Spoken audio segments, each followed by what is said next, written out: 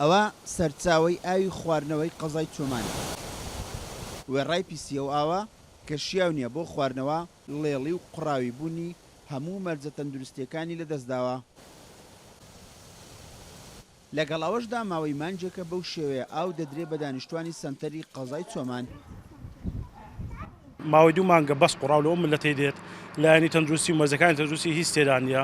تەنانەت ئەو ئاوە بەکەلێک مەسەلەی خواردن و خواردنەوە و شوشتنی جلوبەرگ و پێداویستەکانی ناوماڵ نایەوە خەڵکەکەی ئەکسەرەتی ئاوی بازاڕی یەخری بەکاردێنی سەرڕایەوەی دەورەی چۆمان هەر چادەورەی کانیا و ئاوە پێویستە لایەنی پەیوەندیدار ئاورێک لەو مەسەلەیە بداتەوە. کەم تەرخە من بەڕاستی بەرامبەر بە خەڵکی قەزای چۆمان چووکە ئەو گرفتە لە زستانیش هەر دووبارە بەوە لە بەهاریش دووبارە بیتەوە لە هاوینش دووبارە بیتەوە بۆ داوا ئەکەین بە زووترین کات بەڕاستی ڕێک هەلێکی ببینەوە لە ئەوە یان ئەوەتە خەڵکی چۆمان دەبی ئەو شارەی چۆل بکاتن یان ئەوەتە بەڕاستی دەبی ئەمە عیلاجێکمان لێ بکەن لای حکوومەتی هەرێمی کوردستان ئەو پەیامەماندایێت ئەگەر ئەو شمان لۆ نەکەن بەڕاستی ئەمە هیچ چارە سەرمانە. سەرچاوەی ئاوی خواردنەوەی چۆمان لە کوێستانی پڕژەی لە بناری چیای سەکرانەوە دێت.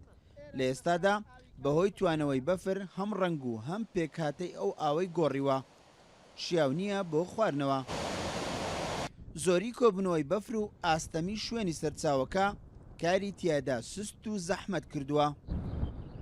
دیزاین و دەرخستەی پێویست کراوە بەرز کراوەتەوە بۆ ئەنجومەنی وەزیران چاوەڕوانی ئەنجومەنی وەزیرانین کە ڕەزامەندی دەرببڕێ بۆ ئەوەی کێشەی ئاوی چۆمان بە شێوەیەکی بنەڕەتی چارەسەر بکە. ئێمە ئێستا سەرقاڵی ئەوەی ئێستا کاری تێدا دەکرێت کاری چاکردنەوەی تێدا دەکرێت ئاو دەگاتەوە هاو نیشتیمانیان و بە شێوەیەکی بنەڕەتیش وەک باسم کرد چاوەڕوانی ئەنجومەنی وەزیرانین کە پرۆژەکە لەوەیە دەرخستە و دیزانی پێویست کراوە کە ڕەزامەندی دەرببڕن بۆ ئەوەی چارەسەری بنەڕەتی پرۆژەکە بکرێت.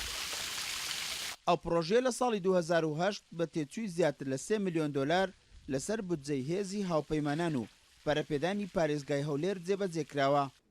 بە دووری 12 کیلۆمەتر لە بناری چیای سەکران بۆ سەنتەری قەزای چۆمان ڕاکێشراوە. دوای زیاتر لە 10 ساڵ لە ئەنجامدانی ئەو پرۆژەیە تا ئێستاش گرفتی زۆری بۆ دانیشتوانی قەزای چۆمان دروست کردووە بەهۆی خراپی شوێنی سەرچاوەکە و ئەو پێویستیانەی لە پرۆژەکە بەکارهاتووە زۆرجار دانیشتوانی سەنتەری قەزای چۆمان ڕوبەڕووی کەم ئاوی و ئاوی ناتەندروست دەکاتەوە. ئیسماعیل عوسمان، کورسات نیوز، چۆمان.